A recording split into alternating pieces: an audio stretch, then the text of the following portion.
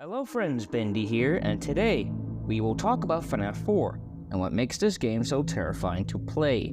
Before we get started though, please note that the gameplay and the music that I use in today's video is not mine, and I will leave all of that I use in this video in the description below so you can check all that out for yourselves. And if you're new here, please feel free to like the video and subscribe. Alright, let's stop wasting time and let's get started. The gameplay for Fnaf 4 is one if not the most terrifying in Fnaf history. In the other games, each one has something different that made that particular game more terrifying than the last. Some were filled with tension and fear, while others were filled with lore. Fnaf 4 combines all that into one singular game. The one thing that makes Fnaf 4 different than the rest is the dependence of sound in Fnaf 4. The reason I point this out is because in most and not all of the games, we are looking at the cams to not die and only stand in one place. In other words, we had a sense of direction in the first 3 games.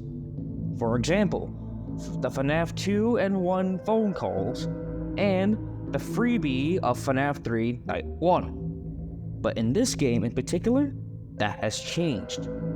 With Fnaf 4, it was the first Fnaf game to allow the player to move around the area that you are in. The same can be said for the mechanics of the game. It may keep the same formula of surviving to 6 AM, however, Fnaf 4 is more freeform than the rest. Then, we have the biggest shift in the series, the mechanic of using audio to survive instead of looking through a small screen to survive.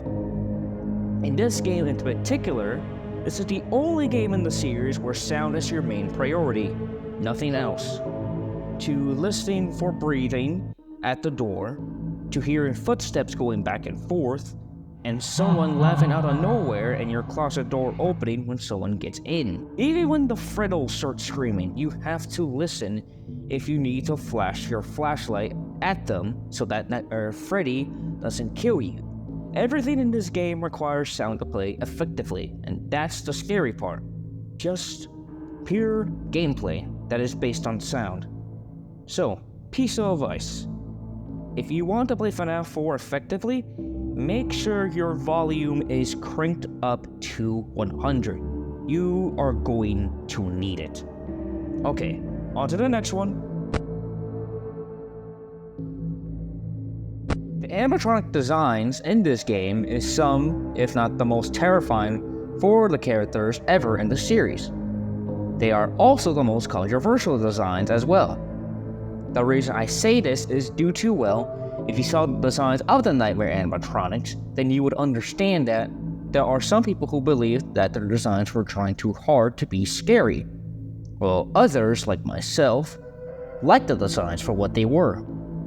Now, me personally, I love their designs. I believe that their designs fit the story and the setting of the game nicely. However, their looks didn't have to be super top scary than what they were, or overly overwhelming of detail, like what Scott did for the Nightmare animatronics. If anything, Scott could have done the same design look for Nightmare Balloon Boy. They will still have the sharp teeth and claws, but they wouldn't be as broken as they were. Instead, they will be fixed, like Balloon Boy. That is my opinion though, so don't take my word for it. Now, what I believe of these designs for Fnaf 4? Well, the looks and the designs of the characters are fantastic. The design of Nightmare Fredbear is personally my favorite, as it captures what Golden Freddy would look like as if he was in a nightmare, which is the entire setting of Fnaf 4. The same can be said for Nightmare. Now, I know what you're gonna say, but hear me out. Sure, he is a darker variant of Fredbear, but Nightmare represents what the crying child saw in his last moments. Or I should say, what he saw in the animatronics, which was, well, the Grim Reaper. Each character was made with such detail, and you can see it with some of the nightmares, such as Nightmare Foxy, Nightmare Fredbear, Bonnie and Chica, and even even Nightmare Balloon Boy, and even Nightmare Mangle. Most of the characters from the other games are good, but they were too simplified. Now, the characters from the other games, for example, Fnaf 3 and Pizzeria Simulator, prove that, well, those designs were a bit lackluster. For instance, for Fnaf 3, the animatronics were just watermelon patterns put onto them. Now, the only saving grace for Fnaf 3 is Springtrap, but that is only because it is pretty much a rotten corpse infused with an animatronic. That is the only saving grace for Fnaf 3. Then, in Pizzeria Simulator, some of the designs of the characters, for example, were a little bit lazy. Characters like Scraptrap were not as polished in terms of design as the other games. Now, games like Fnaf 1, Fnaf 2, Fnaf 4, and Sister Location help show that just making a few changes can make something scary. A perfect example of this is Nightmare Fredbear. Probably repeating myself over this, but here we are. His jump scare and his laugh and his overall design is one, if not the most best design in the games other than Springtrap. The reason why I don't put Springtrap above Fredbear is because, well, Springtrap has a good character design, but unfortunately his jump scare is not exactly polished as Fredbear's. Still, a good character nevertheless, even if his jump scare is a bit questionable. Now, the reason why I didn't mention Security Breach here is because, well, their designs and the game itself is more kid-friendly rather than anything else. And it's not really a game that was meant to be scary. Now, let us press on. Now, the atmosphere for Fnaf 4 is where Fnaf peaked in terms of design. With the point of view change from being a security guard at a pizzeria to being a mere child who must face his nightmares in a never-ending cycle of fear. Everything from the setting, the point of view, the sounds, and all that while keeping the creepy universe that is Fnaf is where Fnaf 4 truly became great. It shows that as the games keep on being made, the quality will keep on going up as well. And Fnaf 4 is where it peaked in terms of design and in terms of horror. And in terms of quality as well. This is one, if not the most scariest games that you will play in this franchise that holds its name for its lore, for its jump scares, and for its tension and fear that it gives to players. To the lore being about a kid in a never-ending nightmare.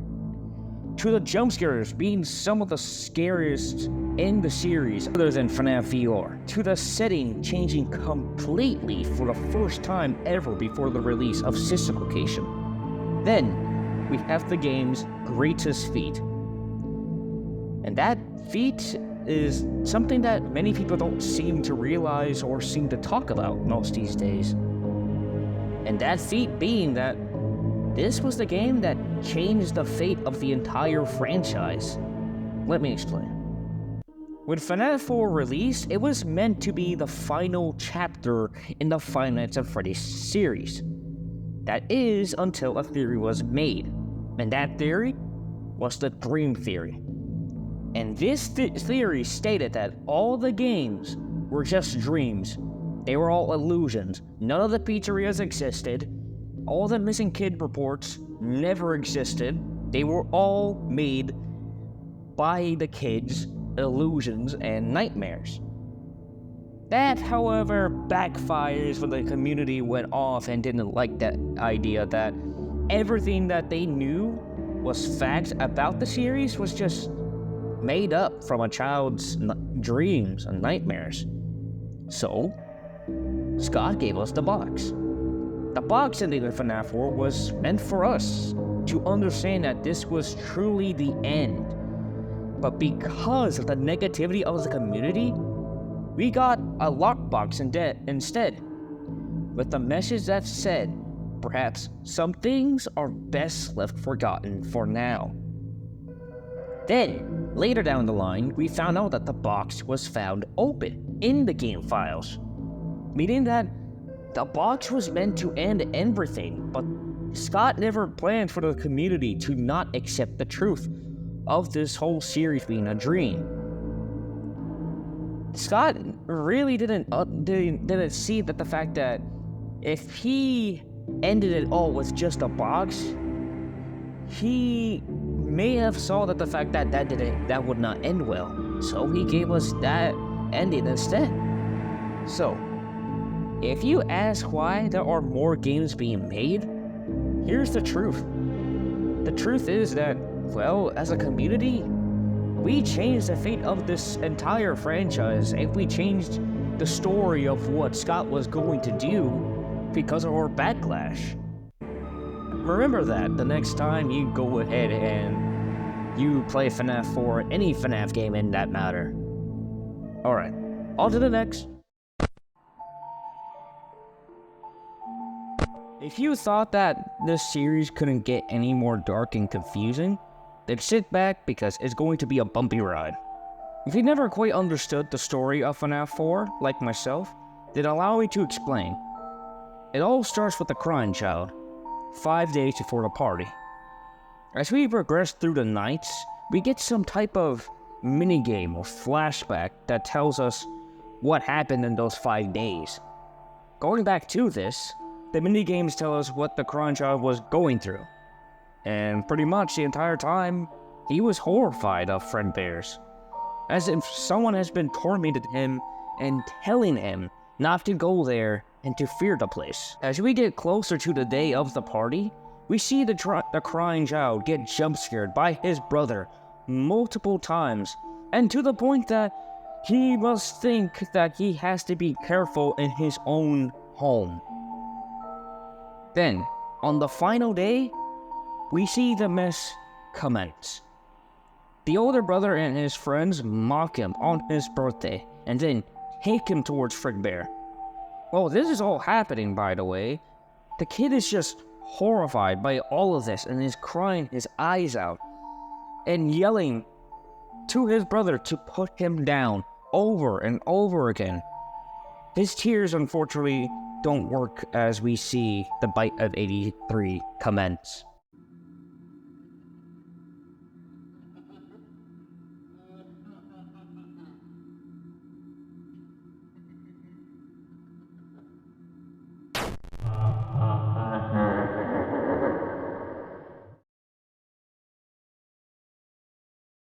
This cutscene showed that this was no longer a story about a pizzeria with dead kids.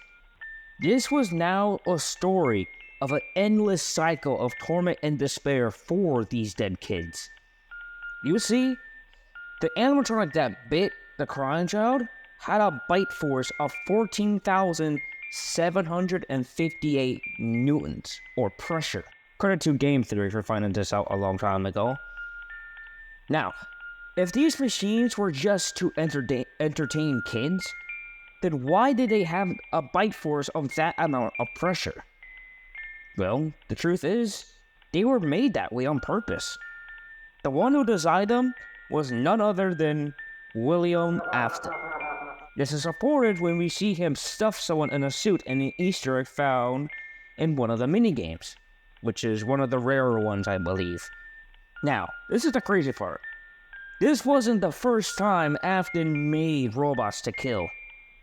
You see, the Springlock suits and the Funtime animatronics were designed by Afton to capture kids. To what end, I am not too sure, but I am sure about one thing. Afton was a madman from the very beginning.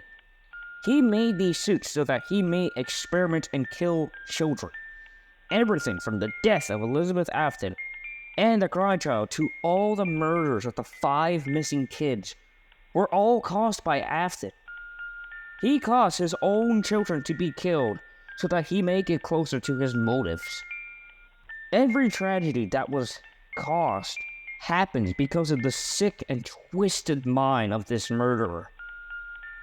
And this is supported when we type in 1983 in Sister Location's secret night keypad, and we see cameras inside the Fnaf 4 bedroom. This is also supported when you go back to the books and we hear of these mind-controlling discs that make you have illusions and give a static sound whenever you put it to your ear. Now, I bring this up because there is only one game in the series that you hear a high-pitched static throughout the entire pizzeria, throughout the entire game. Fnaf 3. Think about it. A game where only one character can kill you while the others are not real. And then we have low oxygen levels the entire time. And the fact of the matter is, when the ventilation goes off or goes out after we get jump scared, it just proves that at the end of the day, those mind controlling discs were used from the very beginning. And this proves that these discs were used throughout the entire series. Even the twisted animatronics from the books were created by these discs. And not to mention, the jump scare of Nightmare being nothing but static proves this theory. So, what's my point in all this? Well, my point is that the crying child would be alive if it wasn't for the twisted evil of Afton. Not only him, but everyone in the series would be alive if it wasn't Afton for being evil. Honestly, sad to think about. Your own children killed by your own hands, and the fact of the matter is, you could have prevented it. This whole game was just a twisted experiment on his own kid. With the illusion discs, my bad. Just to see its effects. Hopefully one day we can see this series end for good this time, with the Afton family finally being put to rest and Afton finally being put down. And everyone can rest knowing that Afton is gone. But we will have to wait for that ship to sail, I suppose. Okay, that's all for me for now. I hope you enjoyed the video.